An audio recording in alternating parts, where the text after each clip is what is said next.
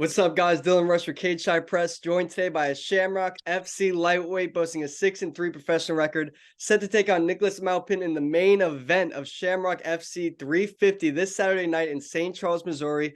Josh, Augie, Augustine, how you doing, Josh? Awesome, brother. Thank you for having me on, Dylan. Appreciate it. Of course, man. Thanks for taking the time. So I've seen you've been on the Still Friends show recently. I saw your interview with Tyler, Mom's Basement, my boy. You're doing a little bit of a media tour. Do you enjoy doing these interviews, or are you just trying to get your name out there, or is it a little mix of both? A little mix of both, honestly, man. Like, everyone in the game is super, super cool. It seems like everyone's trying to uplift each other, especially in like the media aspect. And it's really a thing out in Vegas. People trying to help each other rise to the top, or step on each other's throats. And it's fun. It's easy to talk about. It's what I love to do. It's what I do every day. So it's nothing to chat about it. And I definitely see myself our future. So I'm just trying to get my name out there more and just do as much as I can to get myself out there and you know, even prepare myself for future opportunities as well. Definitely. Makes sense. Makes sense. Uh, I wanted to ask you before we get to this upcoming fight this weekend, I want to go from the start. Where were you born and raised? I know you used to train in St. Charles, Missouri, where you're fighting this weekend. Is that where you're from, or are you from more St. Louis area? Yeah, I was born and raised right outside the St. Louis area, but St. Charles isn't too far from there. I moved out to St. Charles whenever I was in high school, started training out in this area. And that was my origins of training back at Domain MMA. And yeah, so it's cool to be back in the hometown. I literally just got into town and I'm back at the hotel getting checked in and stuff now.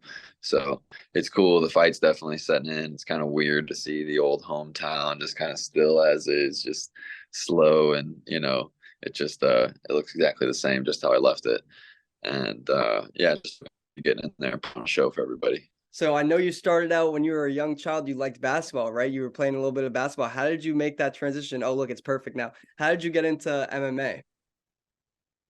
I just literally stumbled into a gym, man. I was just walking around with my friends, and I didn't have anything going on at the time, and I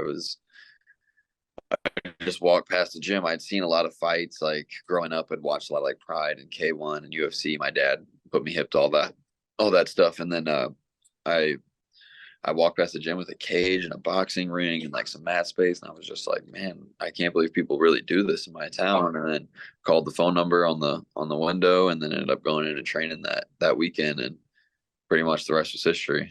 Did you I knew start with that's like, did you start with sorry, BJJ? Was it Arnold BJJ, or did you start with the different practice?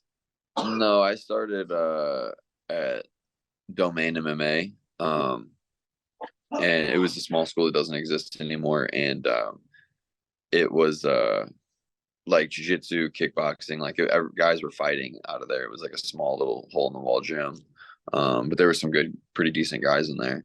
And so my first day I did like kickboxing mitts, like simple combinations, and I did like jiu-jitsu and a little bit of wrestling and everything. So like my first day I was doing everything. Definitely. Wow. And you've made your way to Las Vegas somehow, some way. How did you find out about Extreme Couture, or how did you make your way to training at one of the best gyms in the world?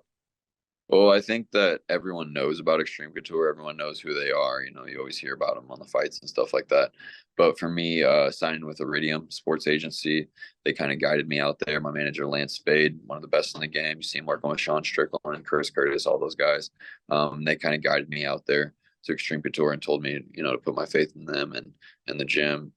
And that led me into being under the wing of Dennis Davis and Eric Nixick and Eddie Baracco and Nate Petit and all these guys. The incredible coaching staff, Jason Manley, Jake Shields, over at Extreme, and it's such a blessing to be a part of now at this point. And I want to ask you about two guys. You just mentioned one of them, Dennis Davis. How much have you learned from him? What has it meant to you? How has it helped you to be, like you said, under his wing so far in your career? Oh, Dennis is amazing. We've only had about 6 months together so far. We've really been like locked in, working on improving my game at the level. So I really think the sky's the limit, and I'm looking forward to seeing what happens in the next couple years with us as we continue to bond and build our relationship. I mean, he is amazing. He understands the game in and out. He's been in every position personally. He's fought, everybody in the game coming up. He was around that old Team Quest uh I mean, like legendary pack is really the way to put it. Dan Henderson and Randy, obviously, and Matt Lindland, and it's an endless group right there. And yeah, to have his experience passed down to me and kind of guiding me along the journey it's amazing, man. I can't wait to put it on Showcase Saturday night. That's awesome, man. I'm a big Dennis Davis fan myself. And I wanted to ask you about one other guy. Even though this is an interview about you, I got to ask you about one other person, Jose Shorty Torres. What has that guy meant to you? How has he helped you throughout your fighting career so far? Oh man, he sucks. I've just been whooping his ass the whole camp. No, I'm just kidding. I'm just kidding. No, Shorty's amazing. He's been through everything. He's obviously in and out of the UFC. He started staying with me out in Las Vegas for his last camp with Indabelli and Nicosa Indabelli. And he'll be fighting him again December 15th. So that'll be it's cool to have him around. It was cool to have him around for his camp previously to see kind of how he deals with the pressure of a big fight and going into things and how he deals with just every piece of adversity and everything that he does in a fight camp. And then to kind of emulate that and do my own thing with it. It's just been awesome. And to have him kind of help guide me and walk me through it and just kind of, tell me it's that I'm doing the right things. It's really refreshing and nice to have, even just someone to tell them about a hard day of training or a round you got beat up in or whatever. I'm just kind of like, it happens. Like, that dude's good, whatever. Like, it's cool. We can kind of bounce stuff back and forth between each other. And also just kind of enjoy the journey together. And like, we just try to have as much fun as possible. Like whenever we're in Vegas and being out here, like the whole goal is, to come out here and win, but we're going to enjoy this week to the fullest, and it's going to be a good time. So yeah, it's awesome. Means the world to have Shorty around. It's nice to have him. That's awesome. Last thing about Extreme Couture, as you mentioned, one of the best gyms in the world. You guys have so many guys out there, but who are some other guys other than Shorty, other than of course Coach Dennis Davis? Who are some other guys that push you to your limits on the daily in preparation for this bout? I know there's guys, Mads Burnell. I know he's been away. Nicholas Mota. Who else? Yeah, Mads, Nicholas Mota, Julian Arosa, Jordan Levitt. Um, I'm trying not to leave anybody out, man. It's tough because those are like some of my main training partners. Arthur Duflo, Daniel Taino. We just have so many guys, and those are just like my everyday guys right there. Kobe Fair, he's an up and coming smaller guy, unbelievable wrestling. Enzo Perez. I'm trying to think, and then obviously like some of the more big name guys like Ige. I've trained with him a handful of times. I've been able to get some work in with him, and like you see Cody around the gym and doing his thing over at the PI. I've been able to go over and be there with Shorty with him, sparring him, and just being around everybody, just brushing elbows with greatness is just that it makes you feel like you're doing the right thing. Just being around all the success and just seeing all the success around you. So yeah, it's been awesome. It's been awesome being out there. Makes sense, man. Surround yourself with like-minded individuals, all chasing a similar goal. It's what you got to do in this game, I feel like. So you're with Shamrock FC right now. How have you enjoyed being with this promotion? How have you enjoyed your treatment with Shamrock FC? It's good. I'm excited about this weekend. I'm excited to be the main event on their 350th card. I feel honored to be in that position and be able to help um, pave the path for future fighters that come out of this area. There's only been a handful of guys that have really come out and done this thing, and recently we've had a real surge of guys making it to that top level, and I think I'm the next guy, and I'm looking forward to putting a stamp on that Saturday night and showcasing my abilities. Mm-hmm. You're returning to where you won your first professional title, right? It was the Nemesis Fighting Alliance Featherweight Championship, right? Didn't you win that one in Missouri? I won it in Missouri, but it wasn't at the Ameristar. Oh, okay. Yeah, All right, you're it coming was up. close. Yeah, close. Still Missouri. Coming off a loss to Josh Henry earlier this year, what did you learn from that fight? Were there any key takeaways from that fight that you're bringing into this next one? Yes, the biggest thing for me was really just not overlooking anybody and pacing myself in a fight and just being patient and fighting to my fullest ability. You know, just going out there and just fighting, not going out there to win or go out there to like highlight reel some guy. You know, Josh is a 17 fight veteran, now an 18 fight veteran, and he deserves his respect. And I didn't give it to him. I thought I would just go through him, and I, I I was on my way to doing that, but there's a way to go about it. And if I would love an opportunity to get that one back with him, because I think I would absolutely demolish him. I think that if I took my time with him and just went skill for skill and drug that fight out, I think I TKO him a little bit later than I had originally anticipated. Um, but yeah, I mean, nothing really on a technical basis. It was more just mental and how to deal with the moment itself. I think going into this fight, having that mindset of going out there and just competing and just going skill for skill with the guy and drawing it out is what is going to actually bring me more highlight reels and more knockouts than I already, have. And I think that my best days are definitely ahead of me. And I'm really looking forward to Saturday night and going out there. So Saturday night, what do you know about this guy Nicholas? What makes this a favorable stylistic matchup for yourself? Nicholas he seems like a tough guy. He seems like he's not a small featherweight. He's made featherweight in the past. We're doing this obviously at 155. He's made featherweight and 150 before, and we were shooting for 145, but he came in on 2 weeks' notice. So, uh, yeah, we're gonna keep everyone comfortable. Do it at 155 pounds. I think that he's gonna try to grapple me. I think that his grappling isn't my level. I think that if he does touch me, he's going to be in for a shock. But I know for a fact that our stand up are going to be on two different planets. I'm a phenomenal striker. I'm a world class striker. I'm able to not only survive but be one of the best guys in the gym at one of the best gyms on the planet. Um, so for me, I just want to go out there and just get in my groove and get my striking going on him. And I think that I'll definitely make some magic happen. Um, but I want to be patient with it. And he's obviously going to be looking for his opportunity to take me down and try and wear on me a little bit. Um, but I think he's going to be in for a rude awakening whenever he touches me and we get to grappling a little bit as well, if he even makes it to that point. He's very stiff and kind of rigid, and I think I'm going to have a huge speed advantage. So, with that being said, I could definitely see him getting clipped early. Like I said, I'm not looking for that, but I could definitely see something landing and putting him out very quick. Mm-hmm. What do you think a win would mean for you, mean to you, mean for you at this stage of your career so far? Well, right now it's a huge opportunity for me coming off of a loss and being 6-3. I'm well aware of where I'm at skill wise and also on the business side of things. I need to get a win, maybe one more before I'm signed to the UFC. So this is a huge, huge opportunity.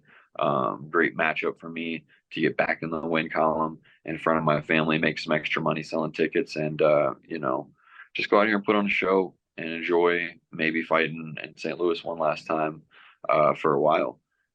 Just go out here and do my thing. And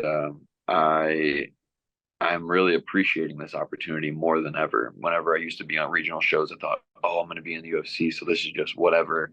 It doesn't even matter. But for me, this fight does mean a lot. It's a huge fight. I think that last fight really showed me how much each and every moment, not just even these fights, really means. And yeah, man, this is a huge fight for my career. It's a huge fight for me, and I've taken it that seriously throughout the entire camp. I've had, world class experience all around me, and I'm gonna go out there and I'm gonna dismantle this guy, man. I'm gonna go out there and I'm gonna put my combinations together, put my punches and my kicks together to keep him off me, and I'm gonna really put together a showcase performance. It's all about the journey, man, not the destination. There's a big moment for you, as you said, fighting in the hometown essentially in front of your family, friends. Main event, of course. It's gonna be a good one. I'm looking forward to it. I gotta ask you this question, Josh. how much of an influence did your father have on your pursuit of your goals, and how much did he encourage you to chase your dreams? Oh, he was huge, man. He always encouraged me to chase my dreams, no matter what it was. Um, Whether it was, it would, like, literally, it wouldn't matter what I did. He always just would have told me to just pursue that. Um, but yeah, just the way I grew up and the way he was, with me growing up, and he got me into boxing and, like I said, Pride and K1 and early UFC days. Whenever I was just a kid, I was watching that. So he was definitely a huge influence, and he always loved how much I was a fighter. I am a fighter, and how, just kind of things that come with it. And, he really respected and admired what I did. And so it's huge. I mean, this means the world to me.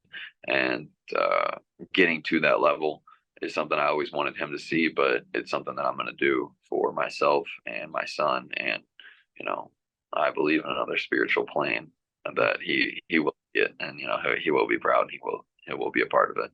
I believe so too. I believe he has the best seat in the house watching from up above, and I bet he's very, very proud of you, Josh. Uh, what are you hoping to accomplish in this sport? What is the primary goal? Like, is it UFC lightweight champion? Is that the goal at the end of the day? Honestly, I think that I could go farther than even that. I feel like, well, so I'm going on to featherweight, so I want to win the featherweight title.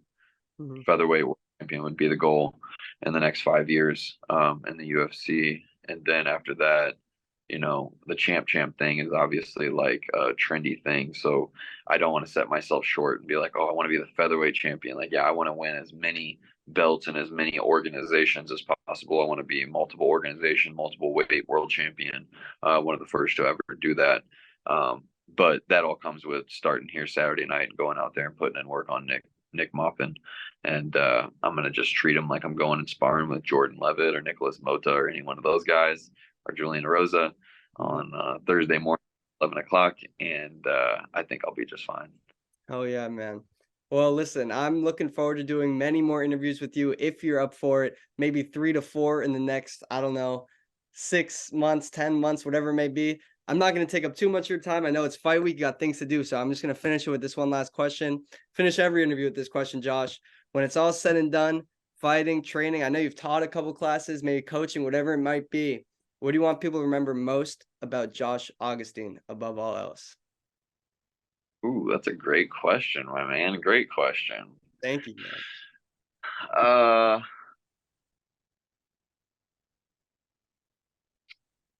just how passionate I was about the sport, just how passionate I am about the sport and how much I love it, and how much I put in, how much I've sacrificed. And, all those things are just a byproduct and just really show how much I truly love it and how much passion I have for this. That's a good answer, man. I've asked like I 300 think, people that question, and I haven't gotten that answer to it. Like, I don't know if ever. yeah, I think like Kobe was one of the best. Like, Jordan was one of the best. Like, they always want to say like obsession, but it's about their passion and their desire to be the best, and their love for the game, how much they just appreciate the game and what it is, and how much skill and how much that turns into art and how you make it your own. And I'm just to the point where, I want to have respect for my peers. I want to make money, and, you know, that's really about it. Like, I'm there. I want to be fighting against the best people, and for me, I'll respect that. So whatever anyone else's opinion is about it is just their opinion, and it's fine. Yep. Yep. Well, I respect anybody that's passionate about what they do, that loves what they do. I'm sure all those sacrifices are going to pay off. And I'm looking forward to this fight, man. Saturday night, what's today? Thursday, right? So 2 days from now, Shamrock FC 350, 350th event, main event, Josh Augustine. Looking forward to it. And like I said, let's get some more interviews in soon. All right. Appreciate you, man. Absolutely.